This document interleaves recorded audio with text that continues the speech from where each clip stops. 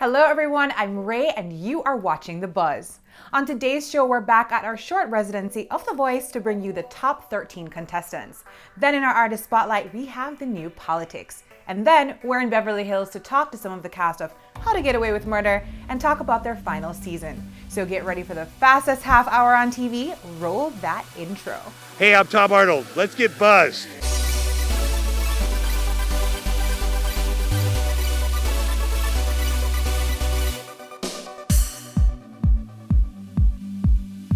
The Voice is now in its 17th season and Chanel Herlin is backstage to talk to the top 13 finalists as they compete for the season's top honor. Let's take a look. Hey everybody, I'm Chanel Herlin on the grey carpet at The Voice Season 17. We're going to speak to the top 13 contestants and each week bringing you exclusive backstage coverage. The carpet is just about to start, so let's get going. And the smile on my face against my window pane. It's slowly driving me insane. Oh, I'm going down. I won't give up. Always, even if the skies get rough, I'm giving you all my love. I'm still looking up. I'm still looking up. I won't give up. Team Legend. I need to know the obvious question. What's it like being coached by the sexiest man alive? Oh, it makes me feel so sexy. It's unbelievable. I'm just saying. It made me want to strut my stuff a little bit extra today. Because I'm like, I got to do John proud. You gotta channel it. You gotta channel the legend. And you... I mean, I'm just hoping the sexiness comes with proximity. It's a whole other level of bragging rights. I think that makes us the sexiest contestants on the show. I think I'm gonna say yes, 100%. I think so. Yeah, no, I think so. I think that's documented somewhere now. I saw it. You're right. I saw it. Facts. But tell me, guys, what was tonight like? Live show, you got your fans watching you. Is it a little bit overwhelming or does it make you feel like even more pumped? Nerves definitely started happening. I'm like, wait, am I ready for this? But it also keeps you on your toes. And then once the lights go on or go down before they go on, it just, I was ready. Magic. I was ready. It's magic. It's lovely. And to feel all the audience too, you can feel their loving vibes. You can work off that. Because when you feel love, you can give love. And Papa always has a joke, to make me alive. See, Mama knows best way, yeah. I feel down to bring me up back. Always keep my feet on solid ground. Sing it. See, Mama knows best. See, Daddy knows best. See, Mama knows best. Yeah. Oh yeah.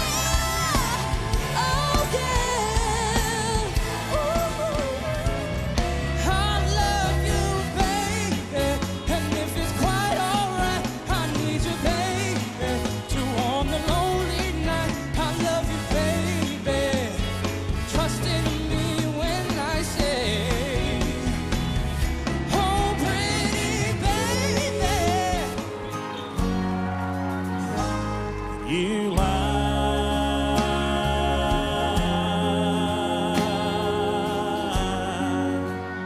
You don't wanna hurt me, so you lie. My little time, and I go along. What else can I do? Guys, congratulations. You've made it this far. Live shows. How are you feeling? And tell me, what was it like performing tonight? Are you like, what is happening? What is life right now? Honestly, I just want to do it again. I just want to do it again. I'm overwhelmed with joy and I'm overwhelmed with excitement because I'm ready for tomorrow. So I'm just a big ball of excitement. And you? Tonight was amazing. Singing on live television is such a weird, cool experience, and there's this added electricity to it, the whole night. So it was really cool. Yeah. It was awesome. Because live is kind of does have that different dynamic. Is there anything that you guys did before to kind of like really prep or really focus on to make sure that you killed it tonight? I was just breathing in and out because my heart rate was like going really fast. So I was like, Chelsea, take a deep breath and breathe out. And that works. Breathing is a good thing. I like that. Yeah.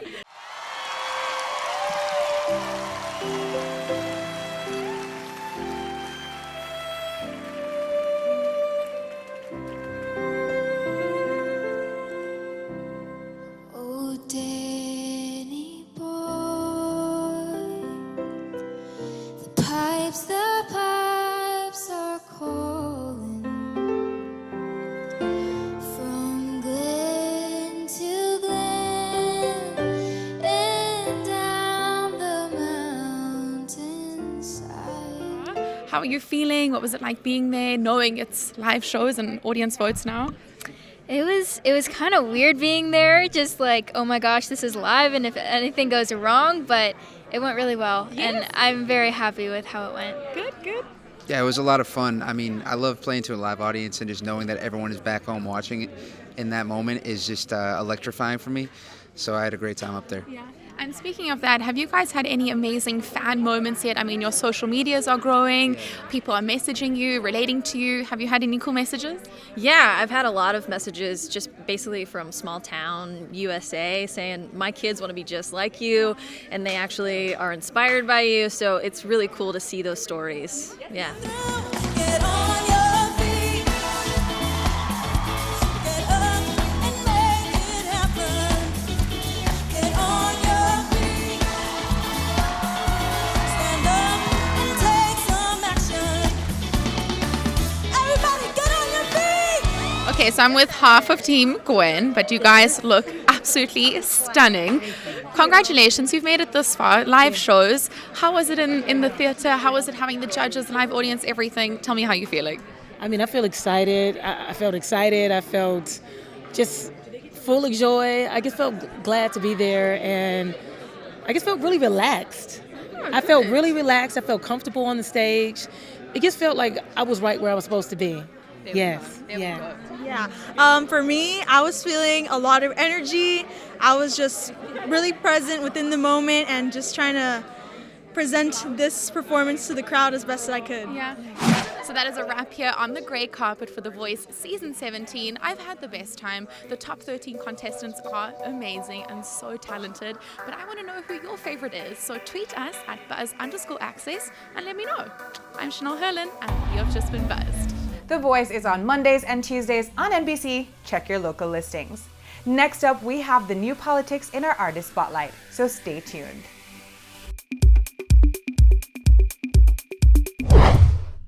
Monday and Tuesday with talent like this and battles like this. Let's go! Let's go! The Voice is off to a fast start. I heard a bit of that, but that What did she just say? I heard. I've had a lot of caffeine. The Voice, new Monday and Tuesday on NBC.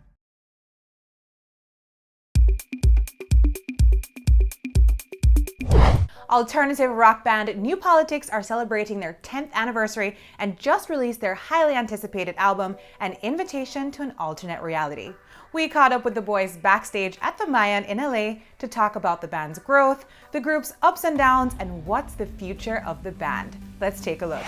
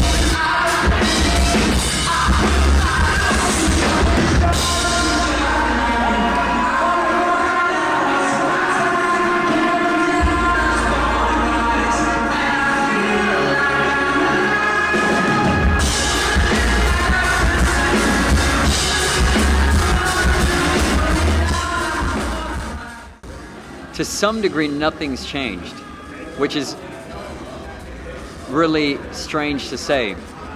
But like, once we get together on the road, in the studio, it's just like riding a bike. But so much has changed. You know, we've gone from major labels to independent publishing to like running our own thing.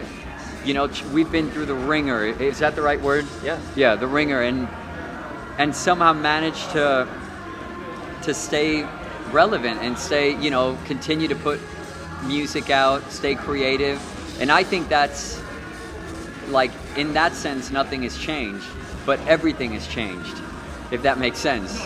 Like, we've experienced everything and gone through ups and downs and this and that, but the creative and like what we stand for and the joy and the fire that we have for this gift of music that we're so blessed with, I think that has almost gotten stronger in a sense. I think that it's important, you know, and it's really difficult, to be honest. I think most bands would find that really difficult to switch it up or whatever you want to call it.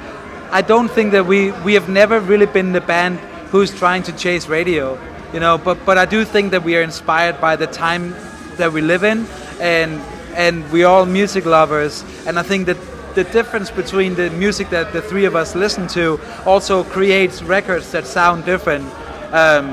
But if you're not, you know, if you've stopped paying attention to your surroundings, then I also think that you stop growing. And we have felt that sometimes, and then we come out with a record and nobody else felt that, but sometimes we also felt that we've taken a really big step, but in the end it wasn't that big. And I think it's a tricky thing to navigate in general, that everything, it's never as complicated as it seems, but if you manage somehow to take some of those big steps, at least for you, big steps, it feels really good afterwards, and you have something to be proud of. Doesn't matter if it's music or not. It's just a human creative thing. It's also never not scary, you know, which is always I think is a good way to stay on top of you know, stay relevant and stay new to everything. You know, you always have to challenge yourself, and I think we've been really good at that, you know, as far as the writing and as far as this. But you know, also you have people, you know, we're just human beings, so like real life happens behind the music. So, you know, I'm just got married. David's has a baby now. You know, so all of that sorts a new homeowner. I have a vegetable garden. Hi guys. But like, these things happen, and that also influences the music and the writing and everything too. You know, so but we adapt to all of that, which is what I think is one of our strongest, you know, attributes as a band.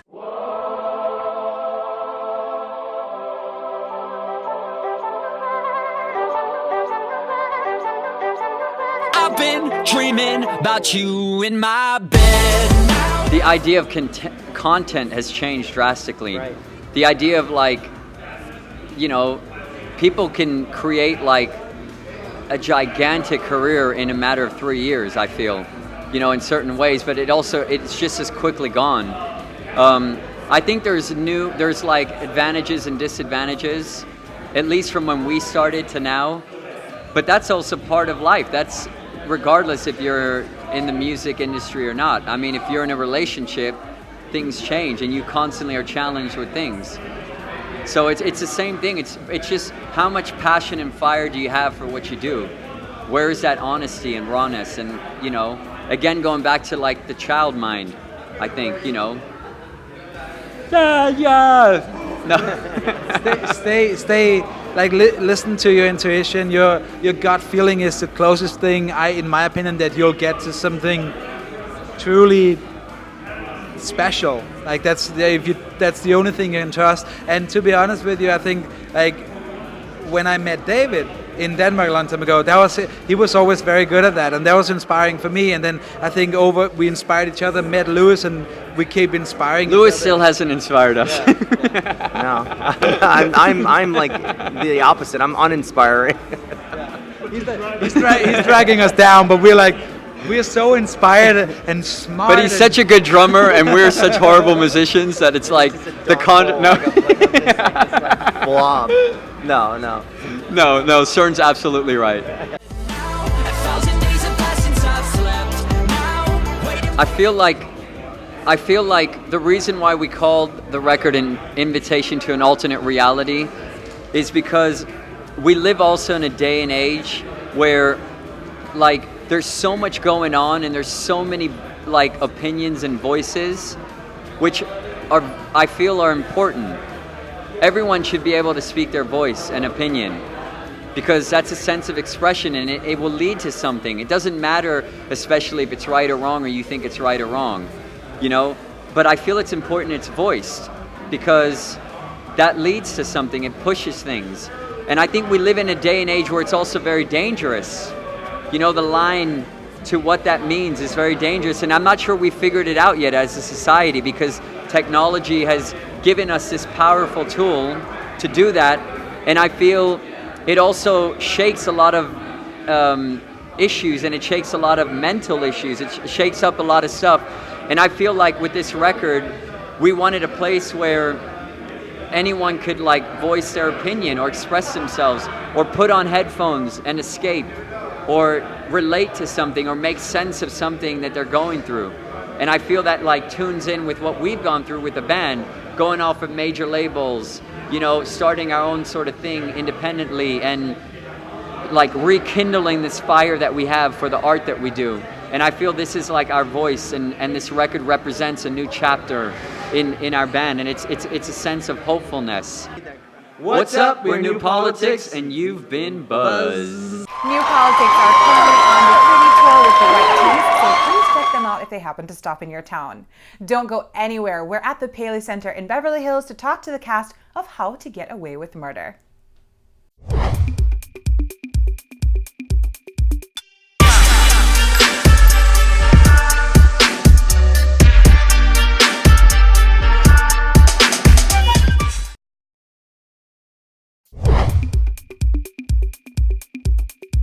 How to Get Away with Murder remains one of the most acclaimed dramas on television. Starring Emmy-winning Viola Davis as Professor Annalise Keating, the ensemble cast has captured our attention for the last 6 seasons.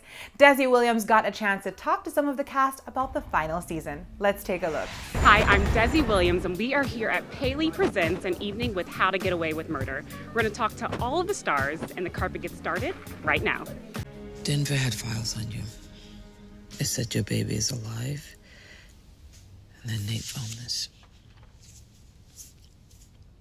There's a man the right age, lives with Julie, someone we thought might be him. But then the DNA didn't match. So you have spent a lot of time with these people over the past 6 years. Do you have a specific memory that really stands out that you'll always think back to How to Get Away with Murder and remember? I mean, I think the pilot is always such a fond memory because it was the first time that we all sort of met, and it felt very magical and sort of electric, and we were all just, you know, charged with the possibility of what this show could be. So that's something that I'll always, I think, remember. But every day, I mean, we are really a close-knit cast, and it's been many, many years. And so the time we spent is, you know, it's intense, man. But I don't know. I mean, I think I always probably will think of the levity and the gag reels and the times that we try to just keep it light and find the relief in laughing over all this stuff. So we're coming to the end of an era, but how many seasons or episodes in did you know that you were part of something that was going to be iconic? I mean, as soon as Viola Davis was cast, the first time I saw her in Doubt, I was like, who is this? This is somebody, this is a genius actor. Along the ranks of Meryl Streep, like stole that scene from Meryl Streep in Doubt. And so as soon as she was cast, I was like, oh, this is going to be a successful, like, no-brainer, like, amazing thing because she's attached to it. Because anything she does shows so much humanity. She could be reading the phone book and you would learn something about human nature. Yeah. So in watching her perform, what have you learned as an actor? What's one key thing that you'll take away?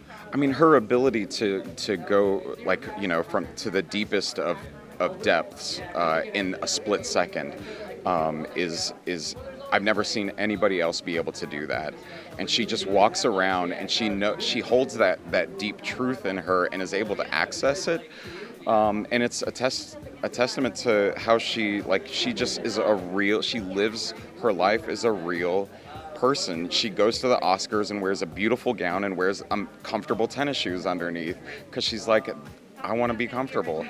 And that type of realness shines through in her performance as well, you know, where she's showing you exactly what's going on the inside, and that's why people are drawn to her. What are you feeling? Are you excited, nervous, sad? Well, all of it, but I'm not really going to give over to like dealing with it until we're done. Okay. You know, we still got some work to do, and I just can't deal with the fact that it's over. I'm not even really thinking about it or acknowledging it, and so that's my defense mechanism to sort of push that away, and those emotions will all come up later. So no true emotion right now. You're just trying to mask it all. Is that what you're saying? Well, yeah, but I'm channeling all that into the work and letting Frank take care of that. But me as a person, as an actor, I will miss this tremendously, but I'm not ready to kind of examine it yet. Understandable. So with a cast of such phenomenal actors, who have you learned the most from through this experience? You know, everybody. It's an ensemble led by potentially the most talented actor alive. And so to watch her do what she does, even it seems almost ethereal, you can see glimpses of what it is that she's doing, and I've learned a lot from her. But more than anything, her as a person and sort of her grace and her charm and how cool and funny she is it means a lot to me. You know, her talent shines quite a light, but it's what she's like as a person that I've taken probably more away from. And then just the rest of these talented people who love what they do and they bring it every day. So you are newer to the spotlight. I hope you don't mind me saying that. I do. It hurts. Oh, Okay. I mean, Okay, but now okay. you're like totally in the spotlight. So how has being a part of this show transformed your life? You know, it's been kind of seamless almost. I can't really tell at this point because I'm in work mode. It's hard for me to step back and see. But, you know, I think the one thing that changed the most is that people actually know my name now. Instead of saying, hey, you that dude from that thing, and they say my full name. And I'm like, it's so strange for people to know my full name. But from that, and also just, you know, the opportunity to be on screen with the people that I'm working with, and the opportunity to keep doing it again, you know, to keep trying, or at least until if I die or whoever dies. So, yeah, no, it's been an amazing ride so far. And I don't know if I'm ready for it to be over, but when it's over, I'll be happy. I think I'll be content. Knowing what you know about your character and yourself, do you think the two of you would be friends in real life? Yes, I love her. I think I would just be I would just be a girl crush on Tegan. Are you kidding? I've learned so much from her. Like, she just stands in her power. She's confident. She's fun. Yeah, I've learned so much. And so you've had a cast of amazing actors. What lesson about acting have you learned through this process? Always advocate for your character. You know what I mean? It's so easy to kind of, especially too, we film, we're tired, you know, it's day after day, and you can really lose sight of the purpose, you know? And what I think everyone does really well is that, you know, once it's time for action, you kind of set in and you lock in and say, this is a real human. You know, this is a real person with real feelings. There are women just like me who are bosses, who feel alone, who just feel like, you know, where are my resources? How do I do this? How do I tackle people looking at me like, oh, I know why you're here, you know, and just really advocating for them. When you say advocate for your character, do you have any creative license on where the storyline goes? Do you all get to have some input there? Sometimes. We have some meetings with Pete where he definitely welcomes the conversation, and we kind of just, you know, burst ideas and throw ideas at each other, and I think that's really exciting to kind of feel like my voice is respected as well. But they also are really brilliant at what they do. So, you know, at the end of the day, I might spark an idea and they execute it on the highest level.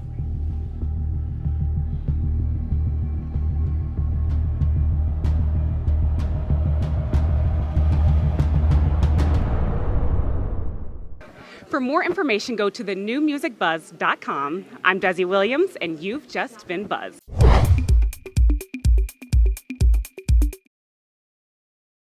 That's all we have. Special thanks to The Voice, NBC, Chanel Herlin, Desi Williams, The New Politics, The Mayan, and the cast of How to Get Away with Murder.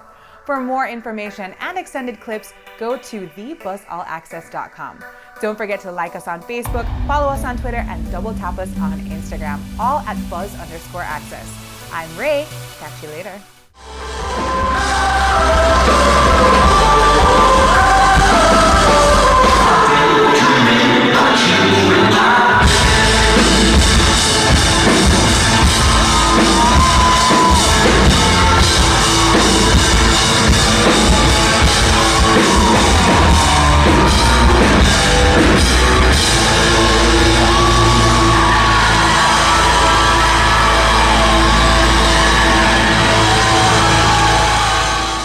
For more music entertainment news, go to www.thenewmusicbuzz.com.